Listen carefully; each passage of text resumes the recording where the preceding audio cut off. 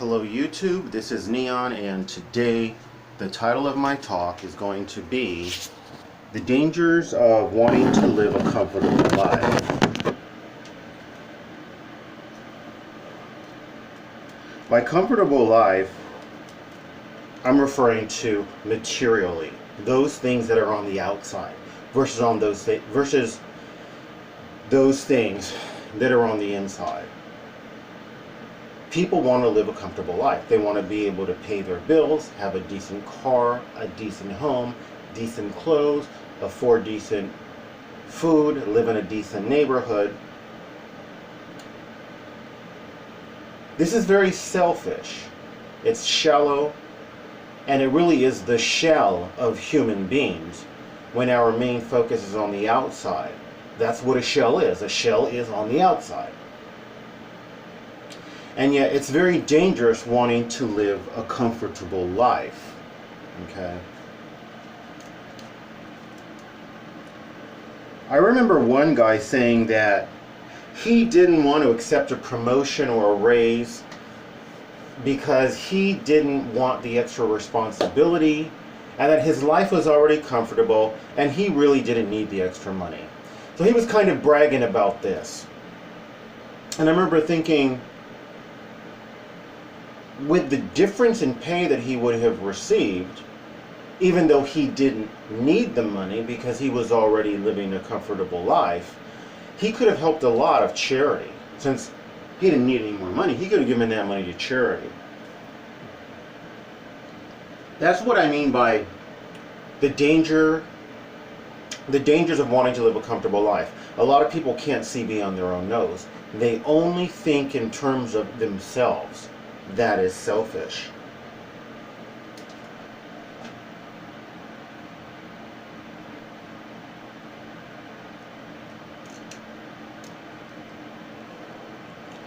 So a life lived for self is a life that is not well lived. When people want to live a comfortable life, it is all about me, myself, and I. Some people will say, oh no, but I'm generous with my children. Oh no, but I'm generous with my spouse. Or even I give to the church. Their giving goes to people that can give back to them. Whether it's emotionally, whether it's psychologically, whether it's through loyalty. In addition, when people say, well, I give to my children, you brought your children into the world. I hope that you do. To brag about that and equate that to be charitable giving, it's sad. I get this all the time from people who don't want to pay tithes.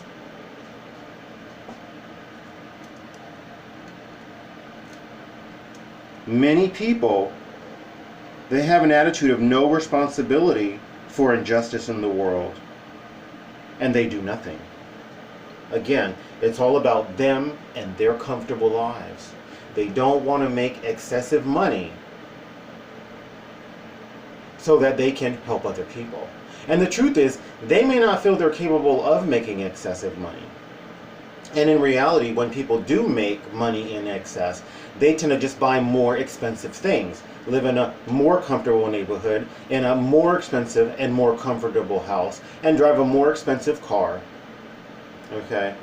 And get into a lot of the trappings of what the higher classes, the upper classes, and the wealthier people get into.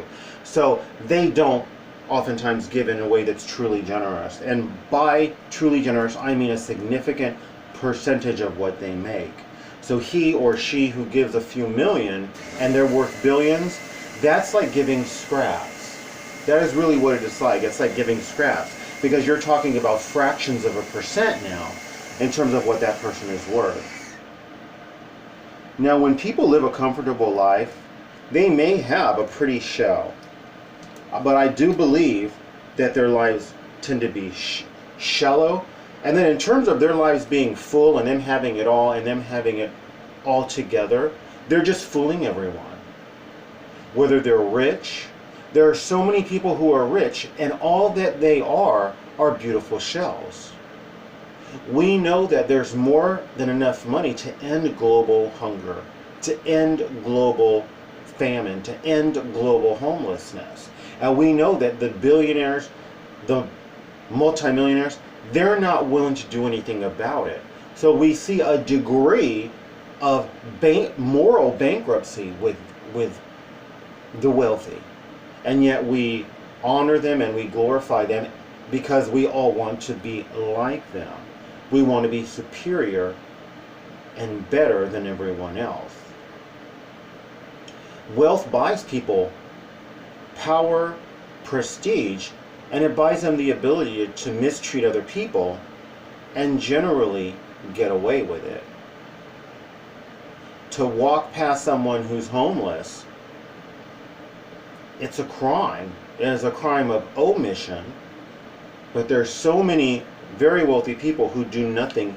They do that very thing, and yet we all want to be just like them. We need to be cautious.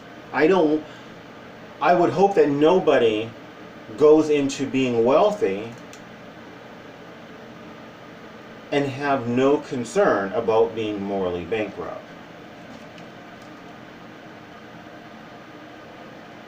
Now there's many immaterial wealth, immaterial kinds of wealth that are on the inside.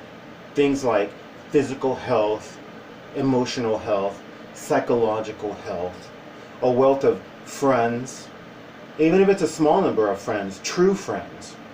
It can be a large number of friends. Our reputation. There's so many forms of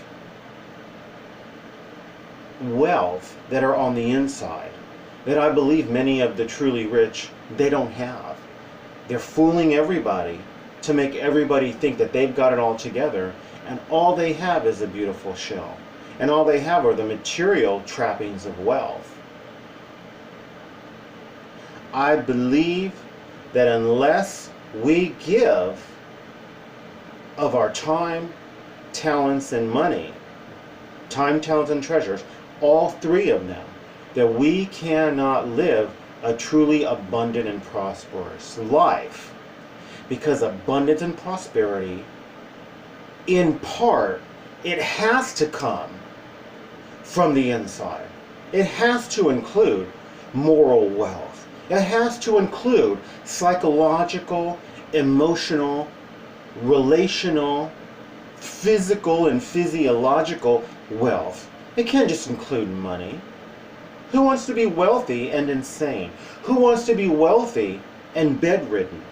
I know those are extreme examples, but many of the wealthy suffer from chronic versions of what I just said that may not be completely debilitating, but it's like carrying a bunch of extra weight.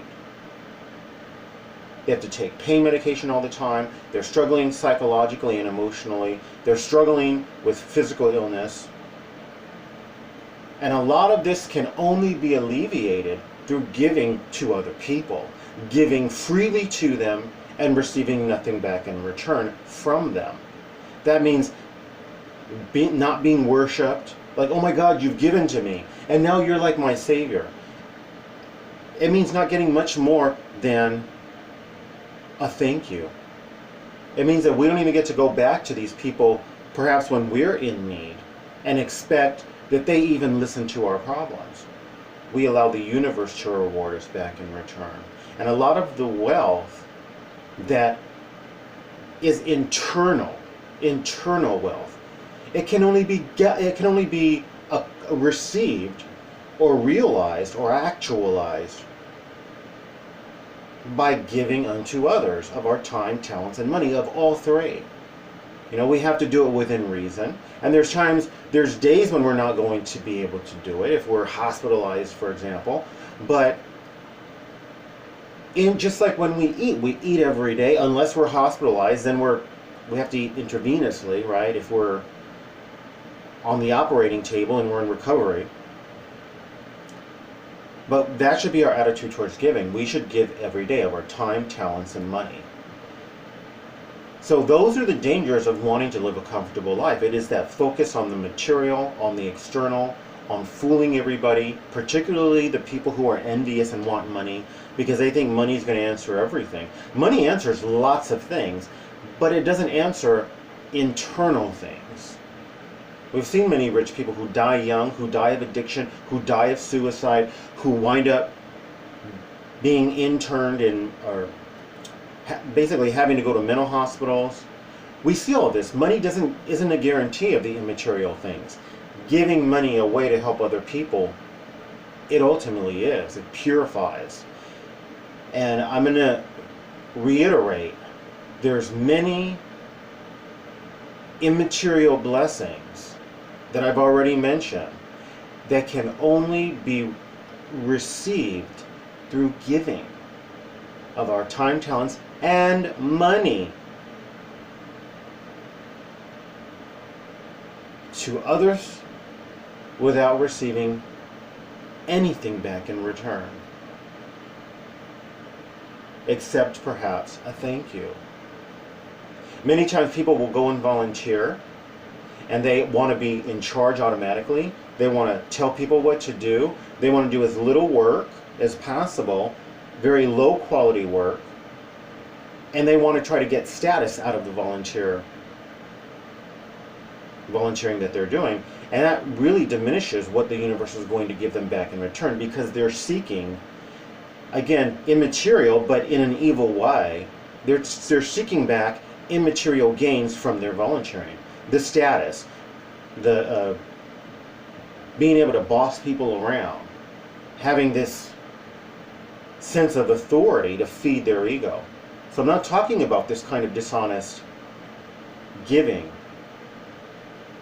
And I'm not talking about paying tithe to the church and then thinking I have unfettered access to the pastor. I'm still seeking to get back from my giving. And we diminish what the universe will give us back in return when we seek things from our giving, whether we seek immaterial or some kind of a physical thing back in return, such as, hey, I helped put you through school, I expect you to be there when I need my yarn mowed or something. So that really is the bulk of this talk. If you like this video, please like, subscribe, share, make a comment, watch the commercial, or recommend my video to another person. Do one or more of those things. Thank you. Best wishes.